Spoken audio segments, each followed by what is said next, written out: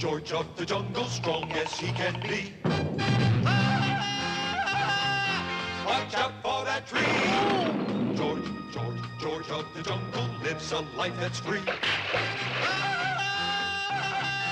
Watch out for that tree. When he gets in a scrape, he makes his escape with the help of his friend, an 8-day-day. Then away he'll schlep on his elephant ship, while Fella and Ursula stay in step. Well, George of the jungle, friend to you and me. Watch out for that tree. Watch out for that tree. George of the jungle, friend to you and me.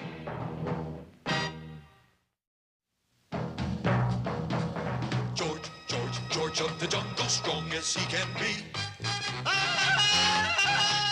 Watch out for that tree. When he gets in the scrape, he makes his escape with the help of his friend, an 8-day-day. Then away he'll schlep on his elephant ship, while Fella and Ursula stay in step. Well, George of the jungle, friend to you and me. Watch out for that tree. One thing you can say about the Boondockie tribe. When they run amok, they really run amok. And this time they've got a doozy going, complete with 2 prisoners already. Help! They're going to sacrifice us to the Gorilla God. Help! Oh, tough it out, Percy. The district commissioner's sure to hear of this and send troops to rescue us. There's just one little hitch, madam. The what? I'm the district commissioner. The help! Help! The cries of the hapless pair reached the sensitive ears of faithful Shep, pet elephant of George of the jungle. Trumpeting shrilly, Shep dashed to the rescue, and in moments, the Boondockies had 3 prisoners. Fortunately, the ever-present Tookie Bird had seen all that happened and made a beeline, or birdline, for the palatial treehouse belonging to George of the jungle, where Ursula was washing out a few things. Please, wait for George's opening yell. Now. What is it, dear? Boondockie tribe running amok again. That's the 3rd time this week. What about? Television Nairobi showing old jungle movies again. Oh, that always makes the natives restless. This time they capture district commissioner. George, you must do something.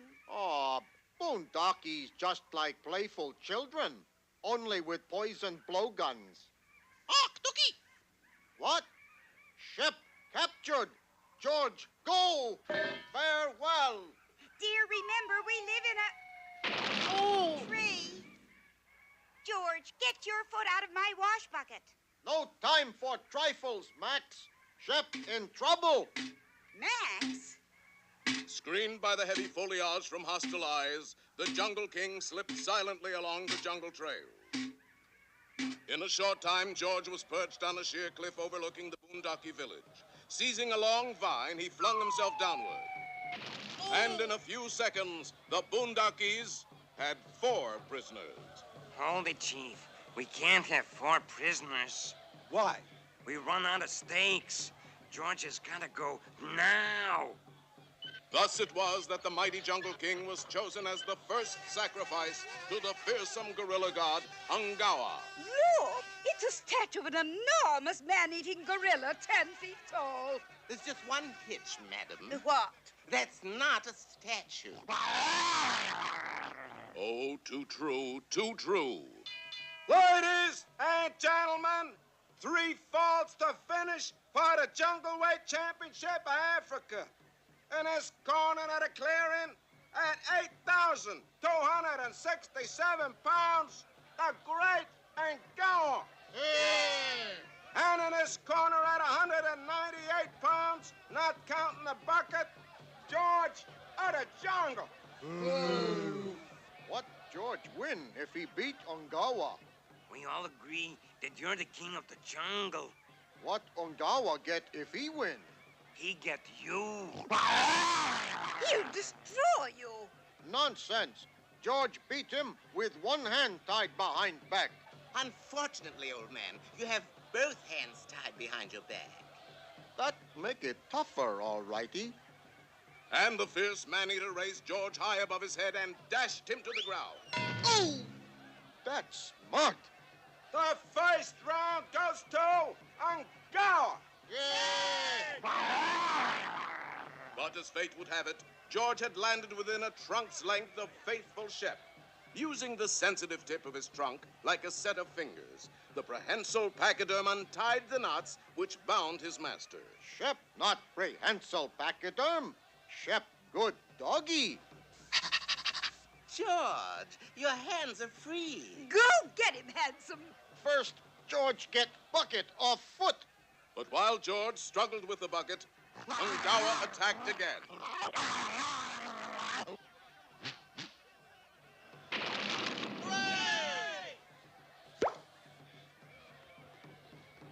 And there's an Nairobi knee drop.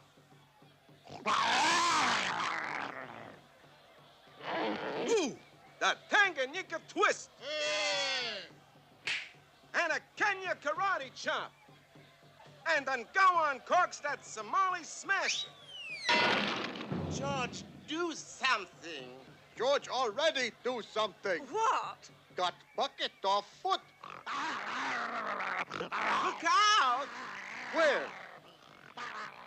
Then as the fearless jungle lord waited for Ungawa's charge, the wily witch doctor crept up behind him and administered a massive six-match African hot foot.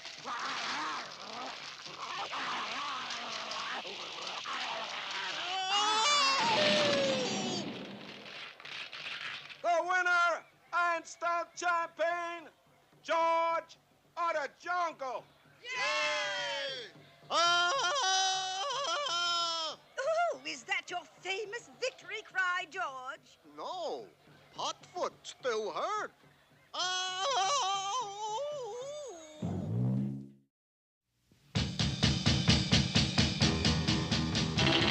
Tom Slick, let me tell you why.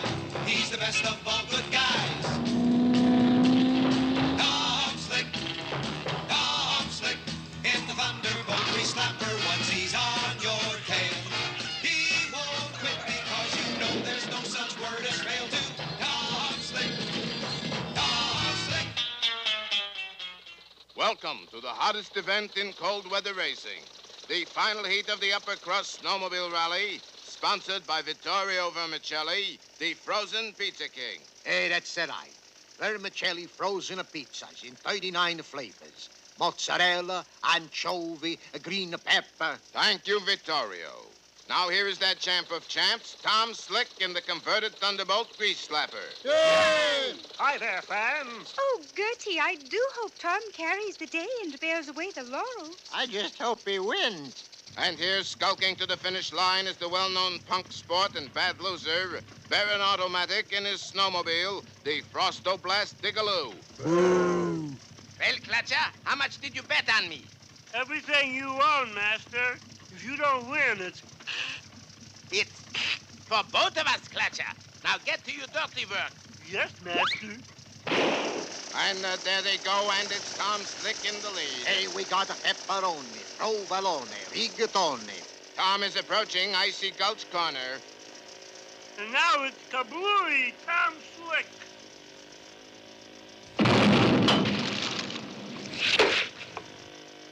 Baron to Clutcher, what spoiled the plan? A sudden snowfall. Sorry, Master. Now you must stop Tom Slick at Honeymoon Bridge. Yes, Master.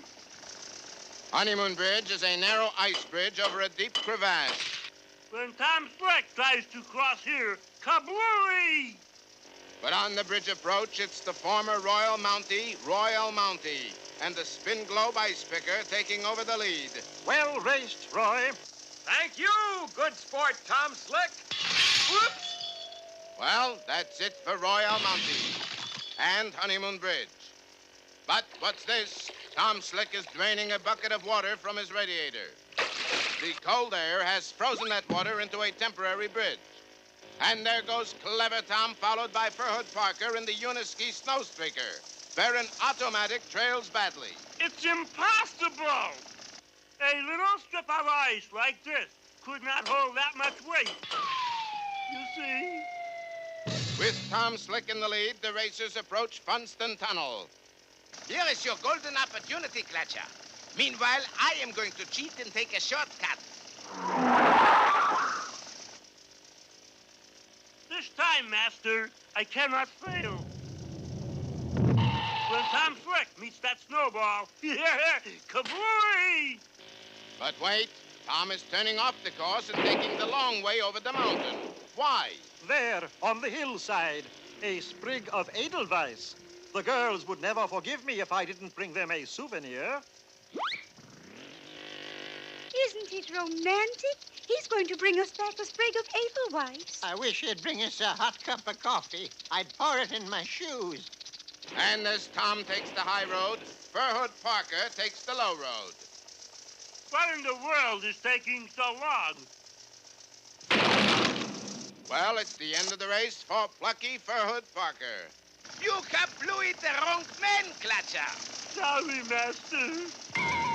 Here's that rotten cheater, Baron Otto Matic, entering the stretch run.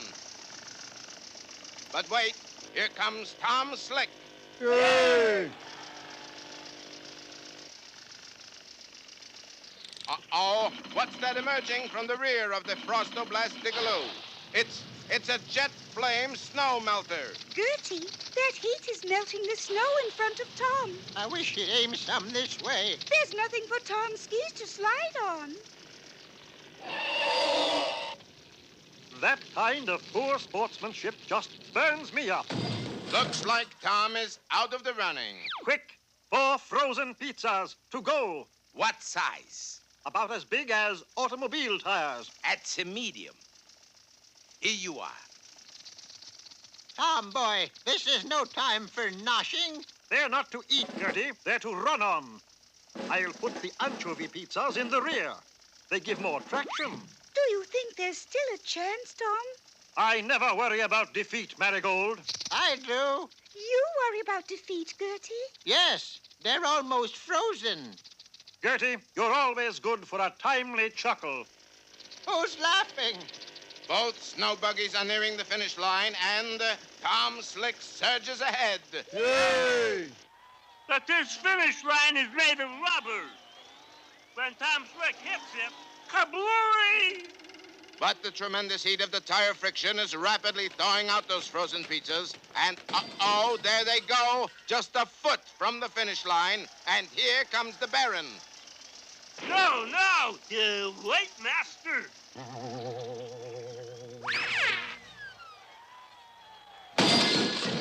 Well, Clutcher, we are ruined. Oh, I'm sorry I kablooied you, Master. Is there anything I can do? Yes. Give me your hat, please, Clutcher. Yes, Master. And Tom Slick pushes the converted Thunderbolt Grease-Slapper to victory. Yay! Well, what do you think about vermicelli pizzas now, huh? Not much, sir. Frankly, they don't stand up under abuse. I love 'em, hon. Hey, that's more like it. Yes, they make great foot warmers. When you find yourself in danger, when you're threatened by a stranger, when it looks like you will take a licking, there is someone waiting who will hurry up and rescue you. Just call for Super Chicken. Fred, if you're afraid, you'll have to overlook it. Besides, you knew the job was dangerous when you took it. He will drink his super sauce and throw the bad guys for a loss, and he will bring them in alive and kicking. There is one thing you should learn when there is no one else to turn to. Call for Super Chicken.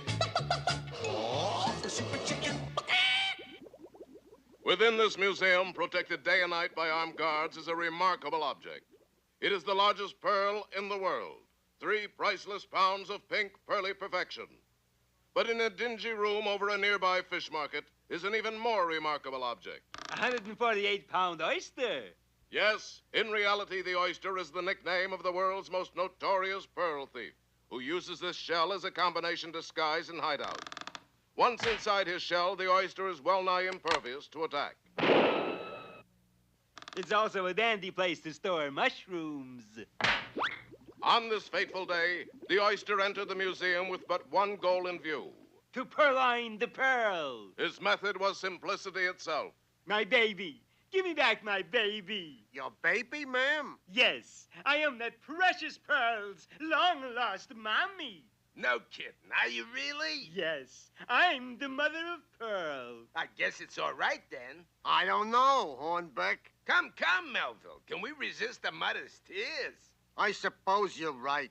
And while the two soft-headed, hearted guards stood aside, the Oyster snapped up the 3-pound pearl. Hey, that ain't no lady oyster. It ain't even a lady. It's the oyster. Got him. As all this was occurring, Henry Cabot Henhouse III and Fred, Who in reality are Super Chicken and Fred, were taking their morning walk. As they reached the corner, Grab him, Fred. I've got him. Here, sir, or madam, you dropped your world's largest pearl. Oh, thanks. Nothing like a good deed to start the day off right, Fred. Hey, you.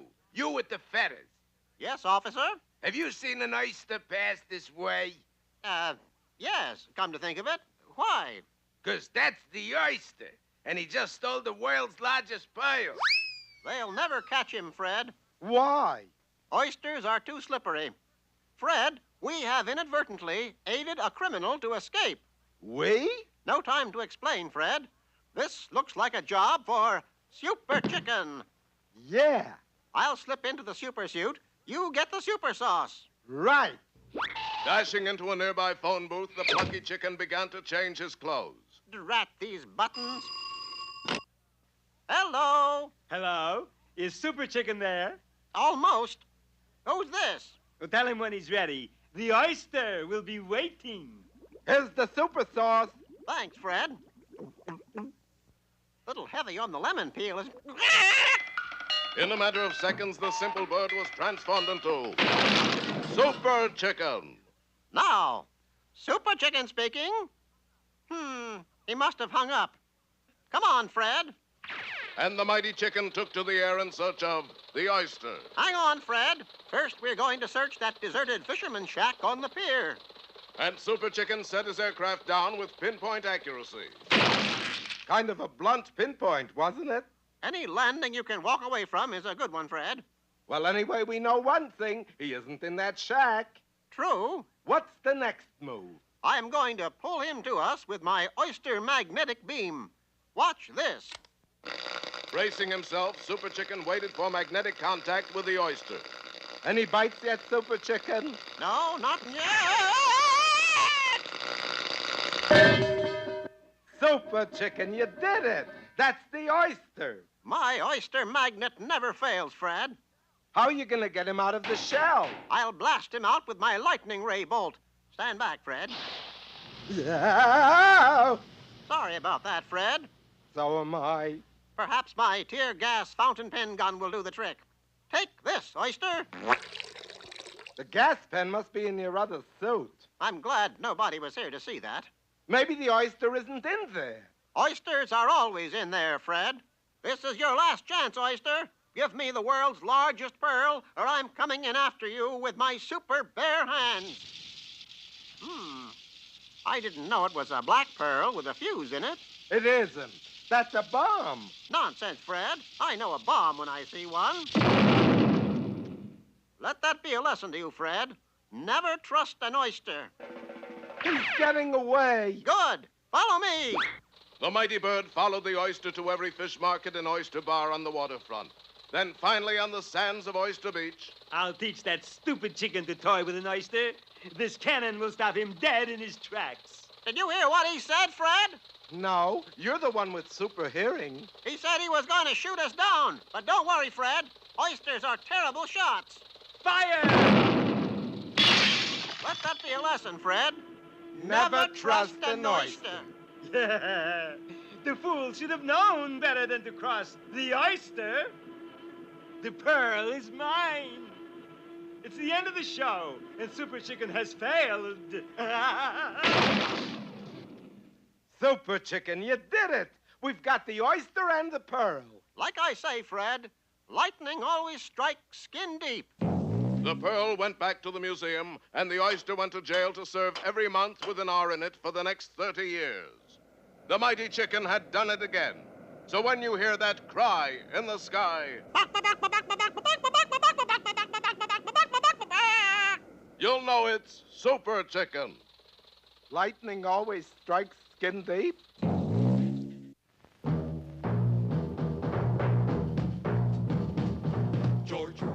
George of the jungle, strong as he can be. Watch out for that tree. George of the jungle lives a life that's free. Watch out for that tree. When he gets in the scrape, he makes his escape with the help of his friend, an 8-day date. Then away he'll schlep on his elephant ship, while Fella and Ursula stay in step. Well, George of the jungle, friend to you and me. Watch out for that tree. Watch out for that tree.